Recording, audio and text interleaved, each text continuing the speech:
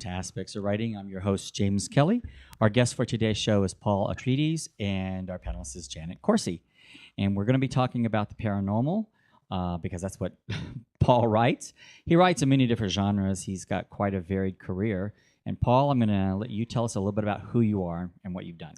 Oh, all right. I'll try. I am a former critic and columnist with the Las Vegas Review-Journal. Okay. And when Nathan Adelson bought the paper, he cut us all, of course. Oh. And so a woman in town who's very involved in theater and performing arts started a website called eatmoreartvegas.com. And she contacted me shortly after she got her website set up and said, would you be a critic and columnist for the website? So that's where that came from? That's partly what I do to make my living. Okay. All right. Sounds interesting. All right. What have you written? I've written a bunch of short stories, a bunch of short pieces. The people at the writers group like to kid me and tell people he writes dead people. And so, yeah, I've written a lot of short stories, ghost stories. Most of them have some kind of point to them, you know. I have 3 novels in a series that's called The World of Deadheads. Okay. And the first book, Marvin's World of Deadheads, of course, makes apologies to the groupies of the Grateful Dead. This sounds like it's a little comical. It is. It is, yes. It started out very humorous. The first book is very humorous. The second book, Jenna's Gang of Deadheads, got a little darker. Okay. And the third one, Nathan's Clan of Deadheads, is even a little darker than that. Now, that's the book that you brought us today. So That's if correct. someone's watching the video portion, they'll see it on the screen. Right, yeah. And the overall arching subplot, I think, of all 3 novels is about domestic violence. Okay. And so in book 1, Marvin dies right off the bat. I mean, page 1, line 1. Poor Marvin. And of course, he blames it on his fiancée, Jenna. And throughout the course of the book, he's trying to kill her. And Publishers Weekly, which is a quarterly magazine, they do what I think it's called PW Quarterly.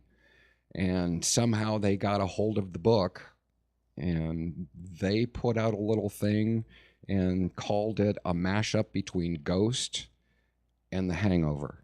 Okay.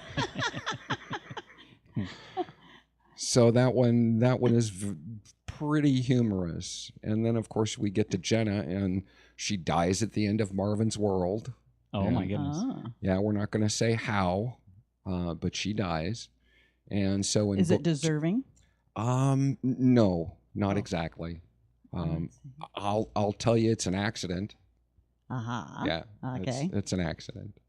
I still can't tell you how. Okay. No, I'll read it.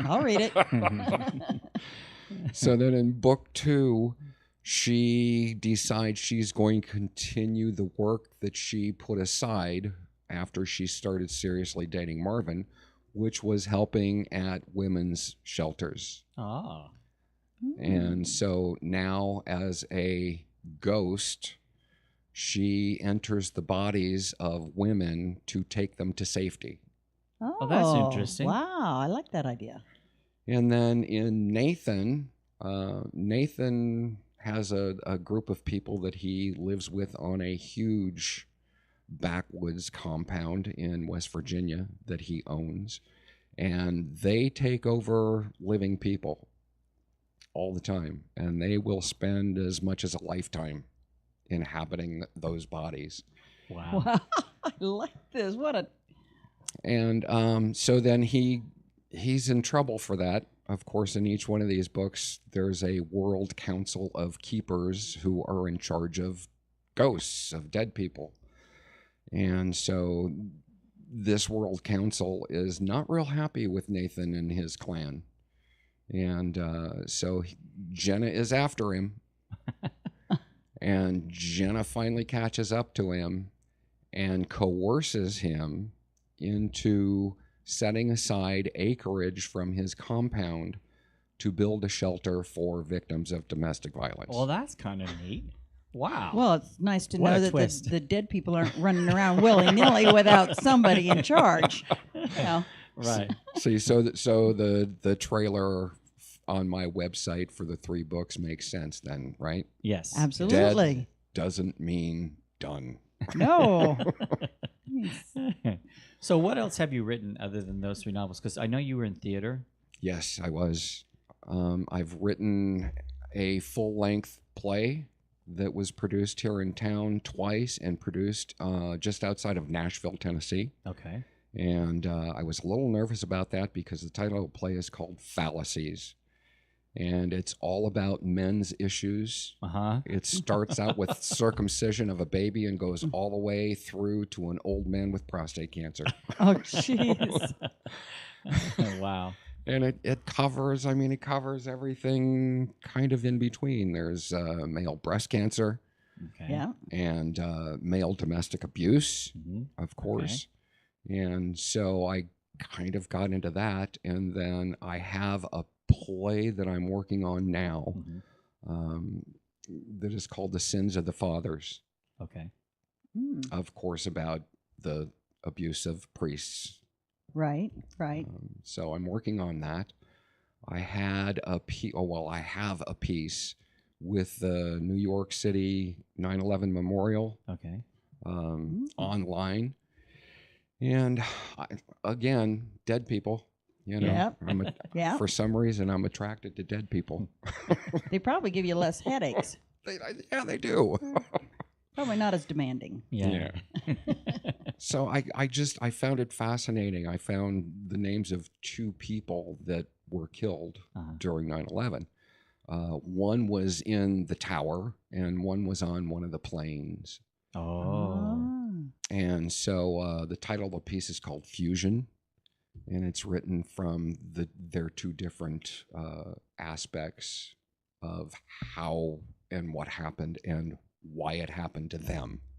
So, did you know someone who was in the towers? Or? No, No. I didn't know anybody. It just affected me, and I tried to find some way that I could write something, and that's That would be just that's came a out. completely different perspective than what everybody else is doing. Yeah. Yeah, I hope Yeah. so.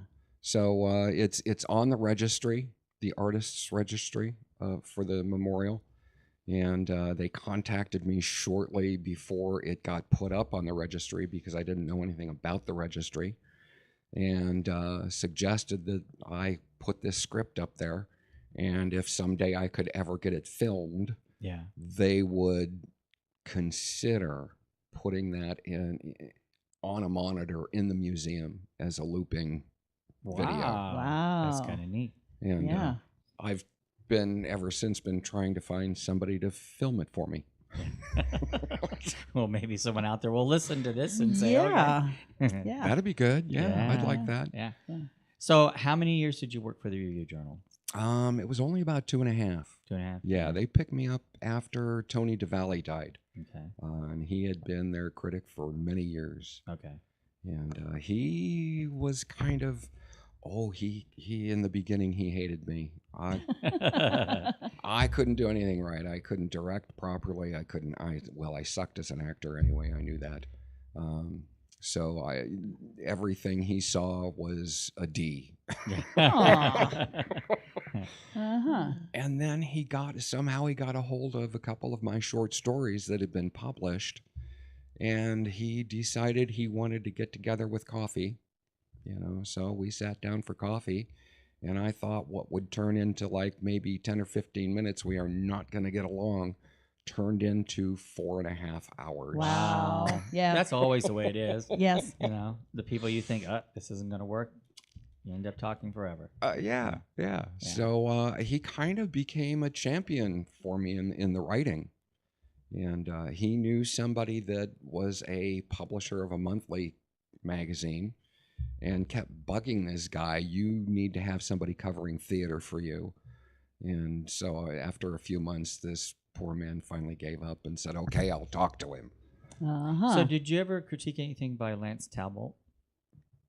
Doesn't ring a bell. They did a play not too long ago about World War II Yeah. here in Las Vegas. Nope. No? Didn't see that one. Nope. Yeah. But yeah, well, Yeah. I don't know how long has it been since you worked for the Review Journal? It's probably been a while. It's been probably going on 2 years. Yeah, so Yeah. that play came Yeah. out after Right. that. Yeah. Yeah, they had it in LA, and then they brought it here to Las Vegas Right. for 3 days. Oh, So, yeah. They sing a bunch of really fabulous songs in it. yeah. See, and Eat More Art Vegas, the woman who runs that website, it has to run for at least 2 weekends. Okay. She doesn't feel there is much good in reviewing a show that's going to be closed before a review comes out. Yeah. Yeah. Yeah. So even though I think playwrights, especially when it's a new play, a playwright could certainly use the review even if the show is closed. Well, Yeah. yeah. I mean, that might revive it. You know. Well, yeah, and give the playwright an opportunity to think about the review and any specific critique that might have been given on the script, Yeah. and go back and do some rewrites. So I'm just curious. When you're doing your critique, are there certain things you're looking for when you're writing a critique? Wow, yeah. I nail show after show. I nail them on details. Okay. The So that's like a acting novel is- then. You got to make sure you got the details right. Rather, yeah. Yeah. Rather. Mm. The acting, yeah. I mean, obviously, if somebody's doing a good job in acting or a really poor job in acting, Yeah. that's a consideration for the review. The directing, Mhm. whether things are being done for a reason, an actor moves for a reason or reacts for a specific reason. Yeah. But then details, oh my gosh. If it's a period piece, do the costumes fit? Do the props fit? Are the props used? Mm. One thing that really bugs me Uh-huh. Yeah. is seeing a show where they're supposed to be eating or drinking and the glass is empty or there's nothing on the plate and they just mime this stuff. Oh, Yes. yeah. Yeah. Yeah. Yeah. I go, oh, don't do that. Yeah. You Yeah. know, I mean, it just pulls an audience member right out of it. Well, it's kind of like seeing a commercial or seeing something on television where they're supposed to be sipping or drinking something, and you can tell it was an empty glass or Right. an empty Yeah. cup. Yeah. Yeah. Yeah. It's like that. So fun. Yeah. Yeah. Yeah. So, all right. So you went from critiquing to writing. How long have you been writing? I started writing just before I got laid off from work. Okay. I don't know why I decided to try my hand at it. I just did. And then I got laid off during the economic downturn Yeah. and said, oh my God, what am I going to do to fill my time? I mean, sitting here all day, yeah, you can only look for a job and send out resumes for so long in a day. Right. So, well, okay, writing kind Start of writing. appeals to me. So I started writing. Yeah. That's when I wrote.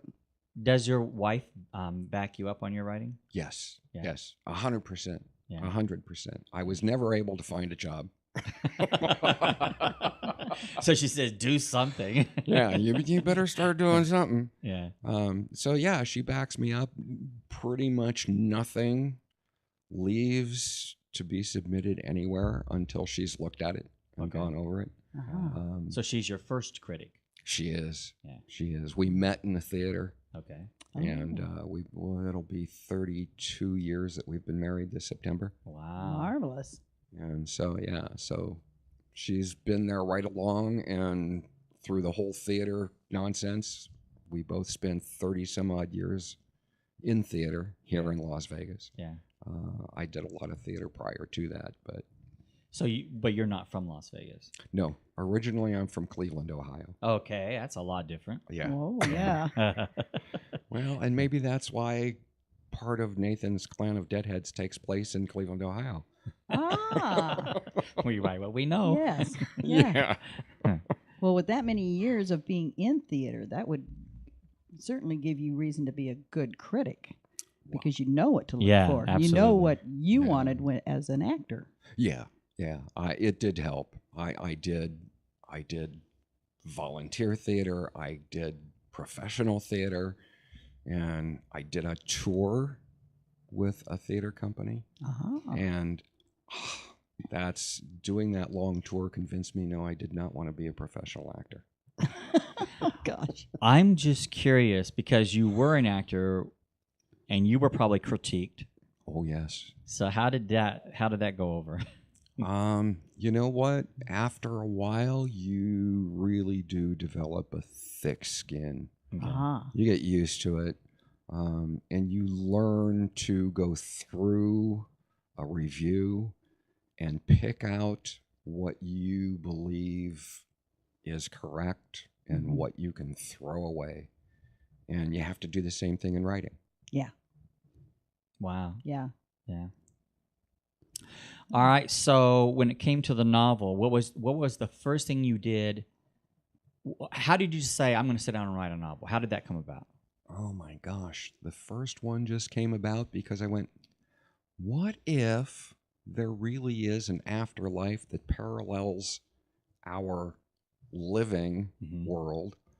And what if a guy gets slammed by a bus? Okay. Uh-huh.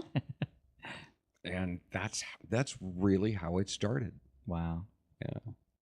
That would be interesting. I've actually seen that happen, by the way. Have you? Yeah, I did.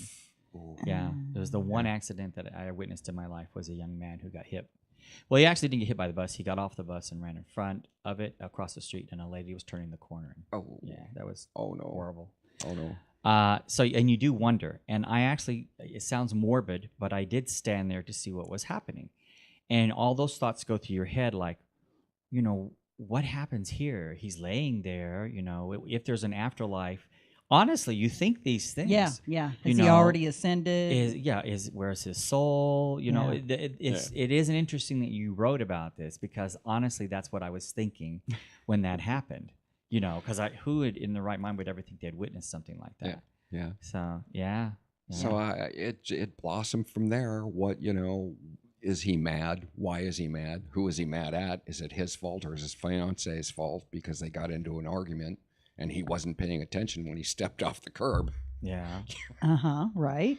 So, and then what does he do? Well, you became a member of a writers group here in Las Vegas, which is how I've got to know you.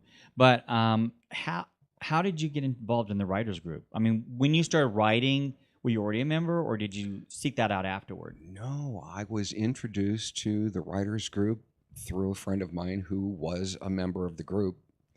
And we were both helping to care for a common friend who had no relatives, who was ill and seriously on her way out. And to help kind of pass the time, we would sit together and she'd tell me about her writing, and I happened to mention one day, oh, well, yeah, I've kind of written something. And she said, oh, if you want to show it to me, I'd be happy to take a look at it for you. And okay, so I printed out some pages and handed them to her, and she went through them, and she called me the next day. She says, well, I've gone through your pages, and if you'd like to sit down together about this, we can go over what I have to say. Okay. So I go over the next day, and it looked like somebody had just butchered a hog over the top of my pages. Was her name Dana? And so she had already been a member of Henderson Writers Group. Okay. So she said, well, you should come to the writers group with me. So I started going. And I kind of fell away after a while. And for some reason, I decided, well, I'm going to go back and see what they're doing. Yeah. And I've been there ever since. Uh-huh. Okay. All right. Well, yeah, and I've had quite a few people on from the Henderson Writers Group, and it's kind of interesting because everyone is so varied in their writing and their accomplishments, really. We've had Gregory Compass on. Yes. Amanda Skenador. Oh, yeah. I love Amanda. She just did her first book release. Were you out there at that party, or? I was. I was there too. Was. Yeah, yeah. You left just before I got there, actually. Yeah, we snuck out as soon as she was done doing her little reading. Yeah, we snuck I got out. there late. Yeah. Yeah, that was really a nice turnout. Yeah. So. And her writing, it's one of the things that I like about the writers group. You don't have to be reading your own work to learn something. Right. Yeah. You know, just sitting there and listening to the other people's critiques of a piece informs you when you go back to your own work. You know, and I agree with you 100%. But the thing is that I will listen to someone or what they've written or read what they've written, and I still can't write that well. Yeah, well, yeah, I started going to their Las Vegas Writers Conference, and the first year that I went, and they were doing this first page read panel thing. I was like, well, okay, so I'll submit my page. Who cares, you know? And they go down the line, and the first woman on the panel raised her hand and said, well, I would have stopped reading after the first paragraph because all I represent are children's books. Well, okay. And then they went down the row with suggestions on how to improve that first page. And I went, wow, yeah, I can do that. Yeah. And I got really lucky because the last woman on the panel raised her hand and she said, I don't know who wrote this, but I want it. Okay. And I thought she was joking. So I didn't do anything. I mean, I talked to her during dinner and she handed me her business card and said, send me the manuscript. And I didn't do anything with it. Wow. Oh, And, yeah. 3 days later, I got an email from her. Uh-huh. You haven't sent me your manuscript yet. good for her. Yeah. Good for her. And so I went, well, okay, you know, and Yeah. I responded and said, just remember, you asked for this. And she emailed back. She said, okay, give me a chance to read through the manuscript. I'll let you know. 3 weeks later, I get another email from her. You can expect a contract in your inbox within 3 days. Wow. Now, has Tanya read your books? She's the president of the writers group. She's Tanya's our education coordinator Oh, okay. for the writers Oh, group. okay. All right. Fabulous. God, she's doing a fabulous job. Because she was telling me about your books. So I know she's at least read one. Yes. She helped me go through, I think, the very end of Nathan Okay. when it was in edits with my publisher. And then we started on the current work in progress, which is called Of Monsters and Men. Okay. It's a working title anyway. Mm-hmm. And it's about domestic abuse, only it's unique in that the victim is a man. Yeah. Because I know Judy Shine Logan, she writes about domestic abuse, and so does Dr. Carmen Smith, Right. but from a woman's perspective. Right. And- I did. Oh my God. I researched on Google, you know, looking for fiction Mhm. about domestic abuse. And all I found were books written by women about women. Yeah. Yeah. And I went, this is not good. Word needs to get out somehow. Years ago when I wrote Fallacies and put in that piece about male abuse, Right. you know, and I started doing research then. And it's just incredible Yeah. that I brought cheat sheets. Can I use a cheat sheet? Absolutely. Absolutely. Okay, all right. We normally have lots of cheat sheets, just not today. Just not today. We're in a new location and still setting up. So, So, according to the National Coalition Against Domestic Violence, 1 in 3 women and 1 in 4 men have been physically abused by a partner. wow. 1 in 5 women and 1 in 7 men have been severely physically abused by a partner. 1 in 7 women and 1 in 18 men have been stalked. So I was like, wow, okay. And people really are generally, when they think of domestic violence or domestic abuse, their minds automatically go to female victims. Yeah. Um, Yeah. It's interesting that you're talking about that. I used to work in one of the hotels, and I saw an incident once where a young lady actually attacked her, I don't know if it was boyfriend or a husband, and I witnessed it. Okay. But then when security was called, they had called her into the elevator landing for the employees, and they were on her side, and she was telling him how he abused her, how he attacked her and hit her, and she had no bruises or anything. And then I just happened to be going back to that floor and heard this, and I called security aside and said, "I just want to let you know, I witnessed the whole thing, and she's the one who attacked him." He was actually laughing and trying to hold her off because she was just going crazy, and I don't know if she had a few too many to drink or what. But she had tried to turn that around on him, and I'm thinking, no, that's not what happened at all. That is not what happened at all. Yeah, it's really sad that law enforcement and the justice system still they're aware of it, and I know law enforcement has gone through training on it, but the tendency is still to side with the woman, to take her word for it. We had a victim here in Las Vegas in January, I think it was. Okay. It really, really bummed me out and upset me because this man killed his ex-wife in front of their young son. Oh, my goodness, yeah. And then he turned the gun on himself and killed himself in front of the son.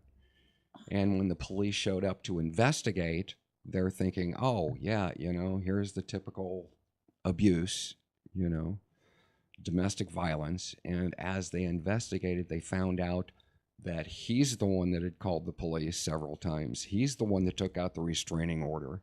It got ignored when he called to said she's violating the restraining order. So she shows up at his house and he was done. So he shot her and committed suicide. Oh. So it made me wonder how many men have killed a woman and it's been blamed on him, the man. Yeah. When actually it might be the other way around. Maybe he was trying to protect himself. Yeah. And he ends up in jail. He ends up losing his kids. Yeah. So. Yeah, so that is interesting that you wrote about it because you're the first person I've ever heard of that wrote anything about it. Now, you're working on this one now? Yes. Yeah. Yeah. And that is not like your series. It's completely different. It's a serious book. Yes, it's a very serious book. Yeah. Whereas the other, they're kind of humorous. Yeah. So very humorous. I hope. So, and after that book, do you have any plans for any other books? I've got a couple that I'm working on that are sitting in the virtual file cabinet. Okay. I've got a horror book that takes place in 1930s Oklahoma, Dust Bowl. Why Oklahoma? It just came to me.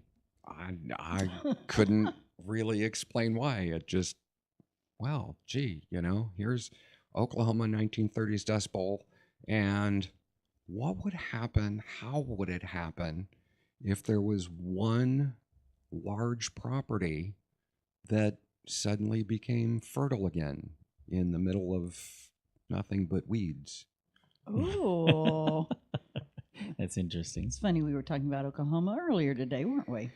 Yeah, and I am from Oklahoma. Are you? Uh-oh. I better make sure I research this one good. Yeah. I have to say this was so funny. And I don't think he'll find it funny, but I'm trying to set up my new office, which you're in the middle of a mess here. No one can see it, but it is. And I happened to be driving home, and someone had a yard sale, and as you can see in that corner, there was this unusual clock. Garth Brooks. Brooks. Yeah. In the beginning of Garth Brooks, and in his career. And I just thought, I don't know why I found that as humorous, but I just thought I'm going to get this. But I know he's from Broken Arrow, Oklahoma, and he went to Oklahoma State University. So did I. So. Oh, cool. So maybe that's why I found it humorous. I don't know. But I thought I'm going to put that on the wall. Yeah. I like it. Yeah, it's unusual. But so if I have questions about Oklahoma, I can just call you, right? Absolutely. Right. Yeah, I know all about Oklahoma. I've been all over the state many times. So, yeah. Yep. My whole family still lives there, as a matter of fact. So, oh, good. Yeah. All right. So when it comes to the writing, what was your background in education? As far as, were you prepared to be a writer? Did you study journalism or? No, not at all. Okay. Not at all. I went through my junior and senior high school years thinking that I was going to go into theater, Okay. Uh-huh. and had fully prepared myself for that. Okay. And my father, I have an older brother and an older sister, and he always told us as we were growing up, when you want to go to college, when you're ready, the money is there. Okay. So my sister went to nursing school. My brother opted out completely. And so he asked me in my senior year of high school, do you want to go to college? Yes. Okay, where do you want to go? Kent State. Okay. Okay. And so what do you want to major in? Well, I'd like to major in theater. Not on my dime, you won't. Yeah. Well, so did you go? No. No. No. I went into the Air Force. I spent a little over 9 years in the Air Force, Okay. Uh-huh. and did theater while I was in the Air Force. All right. Uh-huh. And came out of the Air Force, and the only skill I had was making maps. Okay. So, so now what do I do? And I discovered civil engineering. Oh. Okay. And so I got a job with the water district here, Okay. and started, so, I wonder if I could actually get into the engineering end of it. And started thinking, well, maybe I should go to school. And I was talking to my dad one day, and he said, well, you should do it. I went, oh, come on. I'm 35 years old already. It's going to take me, I have to work. Yeah. It's going to take me 10 years to Yeah. get a degree. He said, I have a question for you. What's that? How old are you going to be in 10 years if you don't go to college? Right. Oh, Yeah. why do fathers do that to you? But my mom went back to school, Paul, when she was 60 to get her degree. See? So you're never too old to go back to Right. school. So So she got it. She got her degree. see, So, and I did too. Yeah. And we've had Gregory Compass on the show, Yeah. and he's gotten how many degrees now? But Yeah. he didn't go back to school until he was in his 30s. Yeah. He refers to himself as a late bloomer. Yeah. Yeah. Yeah. So it's never too late. Because he early in his life, he was in the theater community Yes. himself. Yes, as a absolutely. musician. Yeah. So Yeah. yeah. So you never know what path you're going to take. We've had Gerard Demerigny, and he actually wrote a book also about 9/11.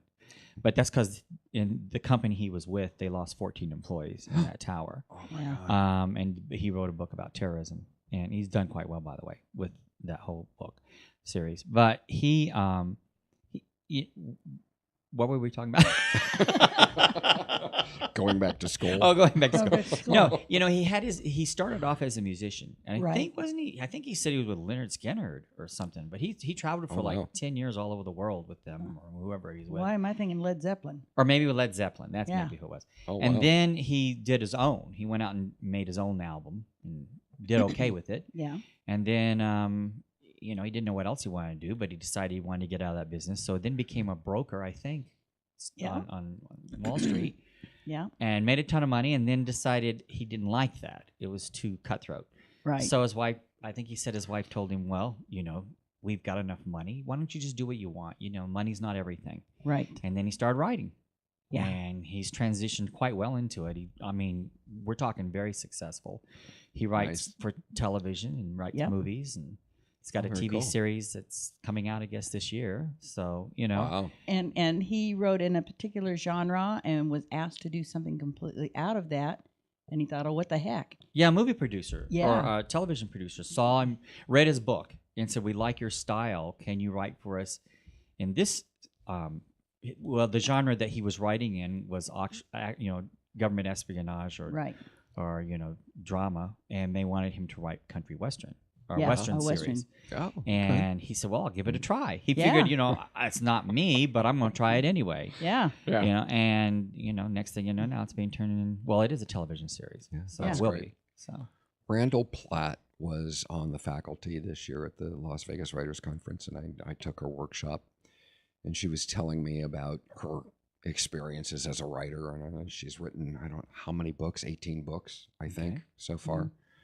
And she had one, she said, that she turned into her editor at the publishing house, and the editor came back and said, well, instead of first person, would you think of doing this in third person? And instead of a grown woman, do you think you could do this as a young girl?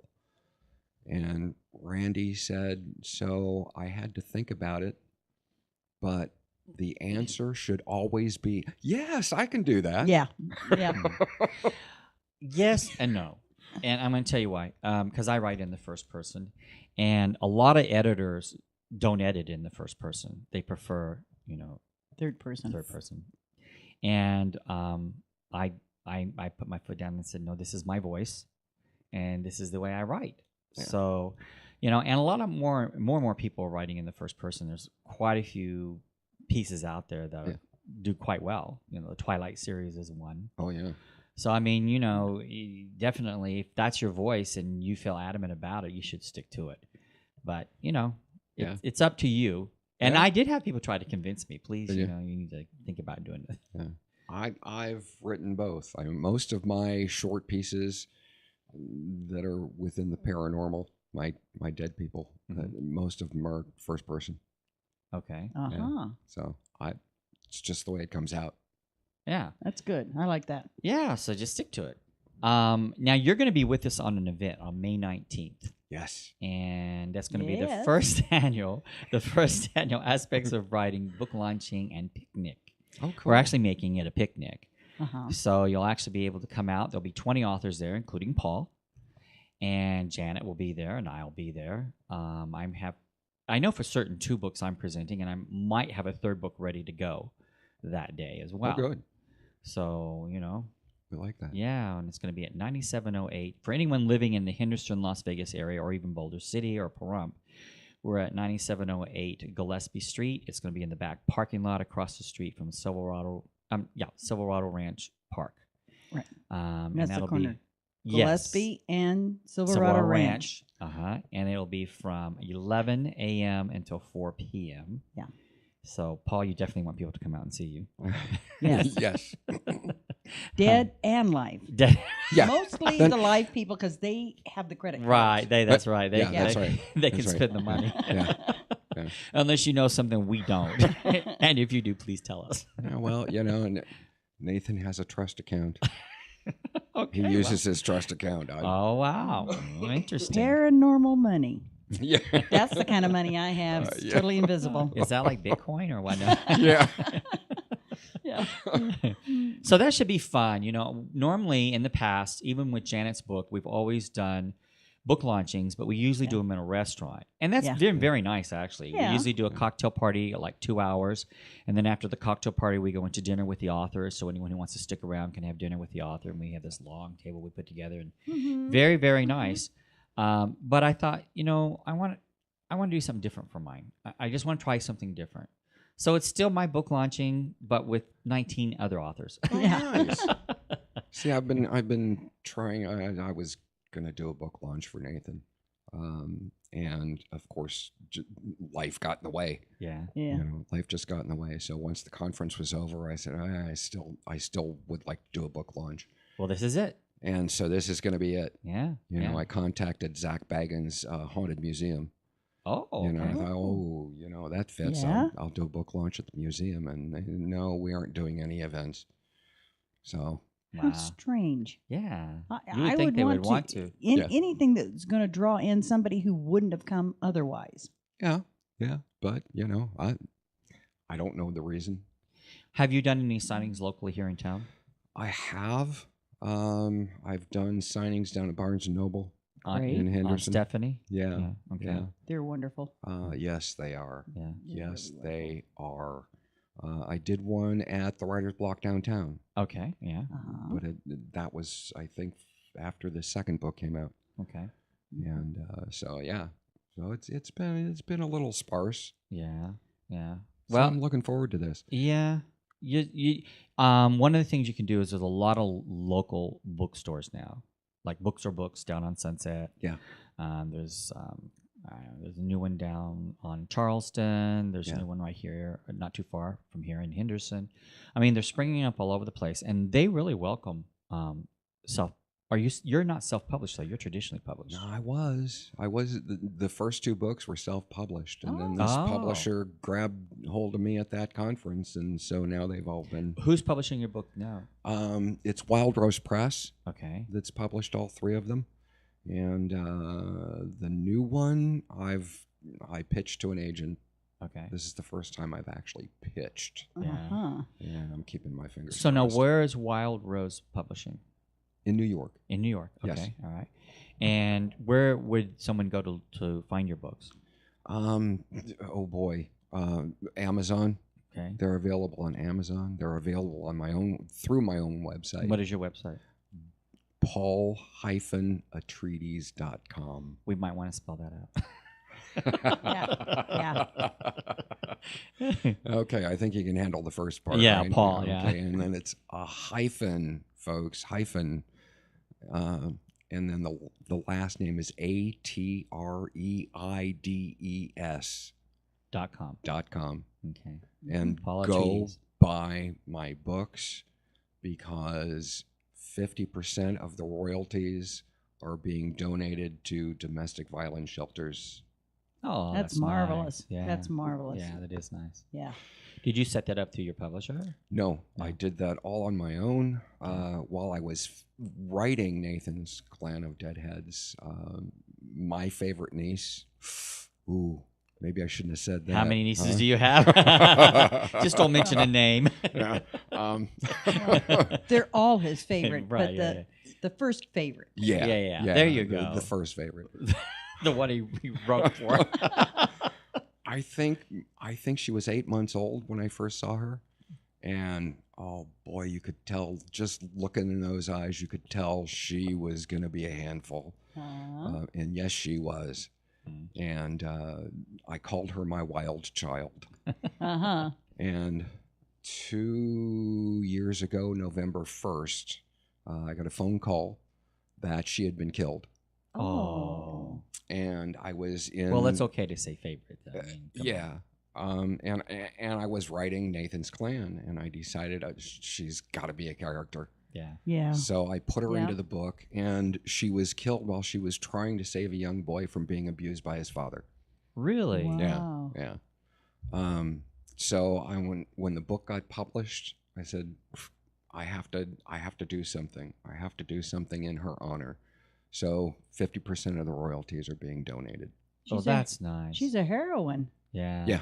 Yeah. Well, I'm just curious. What did she knew this person? Or? No, she did not. She did not. She did not. That's what made her a little special. Wow. She didn't care. She didn't give a whit who you were. If she saw you doing something like that, she Came to the defense. Yep. And she ran across the parking lot and gave this guy what for, and in language that would probably make a sailor blush. Uh-huh. And she was still angry. She was hearing impaired as well, and Oh. did not have her hearing aids in that we were able to determine anyway. And she spun around and headed back across the parking lot to the restaurant where she had been with her friends. Uh-huh. And there's a railroad track that separates the two areas. Uh-huh. Oh no. And she stepped into the tracks and got hit. Oh, so it wasn't from the guy that she died. Right. It was from a train. Yes. Yeah. Yeah. So she probably didn't hear a train coming. No, she didn't. Wow. No, and the poor engineer, I felt really bad for the engineer Yeah. because he was beside himself. I was Oh yeah. blowing that horn. I was yanking on that horn. Why didn't she stop? Well, She didn't hear. she didn't hear it. Good Wow. night. Wow. Almost reminds me of fried green tomatoes. A little bit, yeah. Yeah. Mm-hmm. Wow. Yeah. Well, except that his foot got caught in the. Yeah. Yeah. Yeah. So that is an interesting story, and it's great that you're keeping her memory alive through this book too. Oh, thanks. Yeah. Thanks. That's really nice. Yeah. Yeah. And she'll play a part in book 4, definitely. Yeah. Good for her. And I'm one of those who believes the spirit lives, or the soul lives on anyway. So I like to believe that. You know, nothing else. That's just what I want to believe. I must That's too. right. I must too. I think you must, the way you write.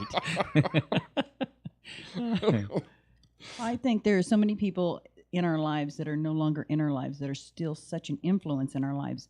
They are still alive. Yeah. Yes. Yes. That's all there is to it. Yes. Yeah. People say I'm a little weird. They've Well, they welcome to the club. Yeah. So, wear it as a badge of honor. Can you Yeah. imagine how boring world it would be if it wasn't for us weirdos? So Yeah. Yeah. We're the ones that write, aren't that's, That's right. That's, some writers might not agree with that statement, but we? Oh, come on. no, it is. It is fascinating because in just talking with you, so much of your life has gone into your writing. I don't know if you're aware of that or not, but it really has. Probably. Yeah. Yes. Probably. Yeah. Jan. We're going to talk a little bit about Jan here. So, I'm still alive. I am yeah, not she's still dead. alive. And Jan's going to be at our event with her I am. book, I am. The Secrets of Time. Yep. And Jan, when are you going to finish book number 2? Well, book number 2 is essentially finished. Mhm. It needs to be edited. Uh-huh. My first editor kind of left me after holding on to the book for over 6 months and didn't do anything. Your first editor for the second book. First editor for the second book. Right. And so now I'm in the process of trying to find another local editor, somebody that I can work side by side with, because I had a real difficult time with my first editor on my first book, figuring out exactly what it was she was expecting me to do or think to make it just the perfect book. So I want somebody local that I can sit down nose to nose, toes to toes with. And Yeah. It's different for all of us because I also have had local. When my first novel came out, everything was local. I lived in Atlanta, Georgia at the time, and all my editors lived in Atlanta. And I went through like 4 or 5. Wow. And still it wasn't the book I wanted. But in any case, but then with the last editings I've had done, none of them have been local except recently. And it really wasn't so much in editing this last time as I had a proofreader go over everything after I finished. And the only reason I really did that is because this person is local and I'm under a time constraint to get this book ready to go by May 19th for the event. Yeah. So that was the real reason why I went locally. I'm very happy with that person, by the way. Good. And she's also an author, S.H. Montgomery, yeah. Whisper in the Blood, Yes. and Honor in the Blood. And then, by the way, they have a new book coming out. It's a children's book. It's actually out now, and they're going to be at the event. Well, at least the book will be there. So it'll be there in the beginning for about an hour or so, and then after that, they're going to leave books, pre-signed books, to be sold. And that's Itchy the Goat. It's a children's story. And she wrote that with someone else who I have to tell you the great story about that. I had not met the man formally, her partner. He's also a script writer, and he sold quite a bit of his work to Hollywood and had quite a few things optioned, and some, I guess. Well, one I know was made into a television series because I saw it. But I hadn't really met him formally. And this morning I was putting up a sign for an event on the side of the road. And these two people come bicycling up. Now think about this. These two people come bicycling up, and I had to run back over across the street to get some tape or something for the sign because it wasn't doing what I wanted it to. And when I went back, this person said to me, "Are you James Kelly?" And I think, why would they assume that? And then I guess he'd seen me because of Sue, S.H. Montgomery, and on the internet. He knew me from there, and he said, and I said, "Yes, as a matter of fact, I am." And he goes, "Oh, by the way, I'm so and so." Cool. And he goes by Two Bears, and I thought, well, this is a weird way for us to meet. Right. No kidding. No kidding. After all this time, but it's interesting that he happened to be the one riding his bicycle by there when I was at that location at that time. Yeah. That was fun. Anyway, where was I going with this, guys? I don't know, but I do want to share that in my second book and my third book, there's some paranormal stuff going on. Oh, see, we like that. So I like Yeah, paranormal. really, in the first book, there's hints a little of bit, it. yes. Yeah. And I have a grandfather clock in my book that takes a huge role in this book, and he's quite alive. Okay. Yeah, the All clock right. itself has kind of the main Has- character talks to the clock. Yes. Oh, I like that. Yeah, But, yeah. and he holds the secrets, and It's about a clock that has these hidden panels. And what it is that the clock is how many years old? 144. 144 years old. And throughout the history of that clock, people in the family have written notes, their secrets about their family they didn't tell anyone else. Right. And they've had these panels that they insert these letters into that nobody realizes the panels are there. Right. And it's in her story that it comes to life, in that she hits the side of the and clock. the first one opens, and that's Yeah. when she discovers the first Ooh. hidden letters Yeah. from generations past. Yeah. Wow.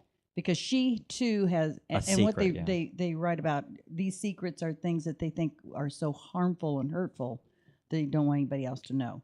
And she now has a secret of that same caliber. Nice. Something about her Nice. family she doesn't want her kids to know. Yeah. And so when this, out of distress, she hits the side of the clock and that panel opens, then that is her outlet to tell her story, because now she can write it down and hide it in the clock. Well, and plus Oh, the wow. letters fall out. plus which letters fall gives out. her an That's how she idea about knows. her past family, things she didn't know about yeah, her family. Yeah. That she And now her mother-in-law is of a very huge interest to her. And my second book is called The Secrets of Time, Treasures of the Heart. Her mother-in-law, who really wasn't her mother-in-law because her husband really wasn't her mother-in-law's son. This is the secrets of the clock. Ooh. Yeah, yeah. These are the secrets. Actually gave up her life to save the life of a little boy who then grew up to and was called her mom. Wow. So it's these are the treasures. Nice. You know, I like that. And you know what's interesting is that there's so much to real life behind this kind of thing, because I actually knew someone who used to take care of an elderly gentleman who, for 13 years, had not seen his daughter. For whatever reason, they quit talking. And then I got her to come out to visit her dad here in Vegas. She lived in Colorado. And when he would talk about her, he always talked about my little girl. And he always talked about when he brought her home from the hospital. He was 80-something years old at that time. And how precious she was. And, of course, I'm always assuming this was his real daughter. And when she came out to visit, and when he passed away, after he passed away, we were talking about how she'd visited him 2 years earlier, and she was so glad that they got back together and stuff. Yeah. And then she was talking about, I know my dad talked about probably when I was adopted. And when she said that, I said, "You were adopted?" Yeah. Because not once in all the time your father spoke about you Right. did he ever mention that you were adopted. And she was Right. really surprised by that. Because I think Wow. oftentimes in my experience with that is a lot of kids who are adopted always feel like the parents don't look at them the same way. Yes. Right. But in Yeah. this case, this man never once told me. I mean, I would have sworn he was the father of that child. Yeah. Yeah. Nice. So, and she was really surprised to hear that. I mean, so sometimes we have a tendency to, it's kind of like in your story, he was still her son. Maybe he wasn't her birth son, Right. but he was still her son. Yeah. Yeah. And she was willing to give up her life for him. So Yeah. that speaks volumes. Very good. Yeah. Secrets. Yeah. Secrets. Yeah. Secrets. I can't imagine, and probably in your stories, there's got to be a lot of things like that, in the sense that it's these people have passed on. How are they interacting with the live characters? There's probably some secrets. Yeah. Well, and especially in the new work in progress. Okay. Uh-huh. Poor the male that's been abused. He's got some big time secrets that he hides. Yeah. So Yeah. Now this is the series of the book that you have out right now. Is that what you're talking about? no. No, you're talking about the next new one that's one. coming out. Yeah. Okay. Yeah. Well, if I get an agent and they can sell it. Yeah. Well, if you have a publisher, you don't really need Yeah. an agent if you have a Right. publisher. So. That's true. I just, for some reason, with this new book, I just feel like it needs to be placed with a publisher that can get it more attention than the Wild Rose Press would be able to. They're a small press out of New York. They publish mainly romance and erotica. Uh-huh. And that's what they did actually for the first 8 years of their publishing. And year 9, they had been so successful with the romance and the erotica that they decided to Branch spread out. out. Yeah, Yeah. branch out. And so I'm one of the first authors to go into their what they call mainstream Yeah. press, and they don't do a whole lot of any publicizing or marketing, or they put it out, they do a couple of tweets, they do a Facebook post, and then you're on your own. Hmm. So I just, this new one for me is too important for me to do that with. Well, it's getting to be more and more, even with traditional publishers. If you're picked up, you still do a lot of the marketing. You still do all the legwork. You still go out there and do the signings and setting them up, a lot of it. Yeah. Because it costs so much money to do that. And it's really difficult to take a chance on a new author because there's so many authors published every day. There's new titles, like 1,000 titles a day published. Yeah. So, it's really difficult for a traditional publisher. They're banking on their top authors. Yeah. And and I read the magazines for craft, writing craft, right? And I'll see these lists of authors and their books, and no, I've never heard of that author. Yeah. But you come to understand why. Yeah. Well, we're down to the last minute of the show, so I'd like to thank Paul. Thank you, Paul. And it's Atreides, Paul Atreides. And again, Paul, where can we learn more about you and your books? PaulAtreides.com. And that's Paul hyphen. Yes. Atreides, Atreides. Correct. .com. Correct. And Janet, where can we learn more about Janet Corsi? JanetCorsi.com. I'm easy. See, you're easy. All right. And you Well, we'll be careful with that term. Paul, we are going to get to know each other better. Wait till his wife hears this.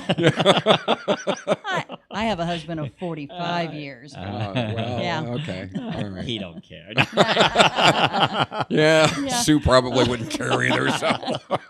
Well, if you'd like to learn more about our show, just go to aspectsofwriting.com. That's aspectsofwriting.com. We're also on YouTube. Just go to youtube.com/aspectsofwriting. We're on Roku TV. We're associated with amfm247.com, and that plays at 1 o'clock on Saturday Pacific Standard Time. That's amfm247.com. They're associated with like 14 terrestrial stations. So if you go to our website, you'll be able to see where everything is. And there are links on my website at aspectsofwriting.com to the various outlets. Right. We are also on Blog Talk Radio at 9 o'clock on Sunday evenings Pacific Standard Time. And then where else, Jen, can we? iTunes. iTunes, iHeart. Yeah. Oh, yeah. So wow. Pretty much anywhere you can. Yeah. Turn that dial. You'll find everywhere. Yeah. Everywhere. Everywhere. Yeah. Just go to iTunes and Aspects of Writing under podcasts, and you'll find us there. Yep. And I guess the best thing I can say right now is thank you so much, Paul, for being on the show. Thanks for having me. Thank you, Jen. Thank you for having me. And until next time, this is your host, James Kelly, reminding you, if you can dream it, you can write it. Thank you. Fabulous show. Yeah.